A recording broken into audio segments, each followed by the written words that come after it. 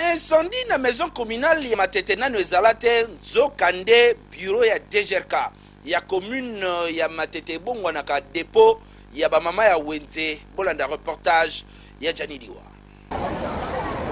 Moto oyo ezalaki à partir ya ba minuit na kati ya maison communale ya Matete ezalaki somo nzoka parmi ba bureau za na maison communale ya Matete. Bureau moko na butu ekomaka nango dépôt ya kobomba bilamba ya bamama tombolo batekaka na Wenze Matete place wana mutu moko abosanaki bougie na tongo ezalaka bureau ya DGRK na butu dépôt monene. Caméra lingala facile eye ko constater na tongo eloko ya kozwa eza te. Biloko nyonso eziki kobanda na bakiti ya bureau, ba document ya bureau, bilamba ya tombola ya ba mama na ba groupe électrogène ezaki na kati. Nyonso epeli moto ne bozali komona awa ata eloko moko ya kozwa ya kitoko eza lisusu te. Ya solo likambu ya bougie mikolo nyonso na lingala facile tobetelaka yango sete.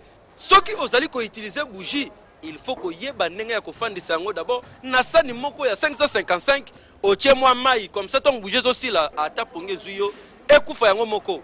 Mais oyo ya kokamwa na kati ya bureau ya l'État nzoka na butu dépôt intermoto epela nyonso ziki na ba client na l'État ba perdre loko osasu na kati ezate ete abino.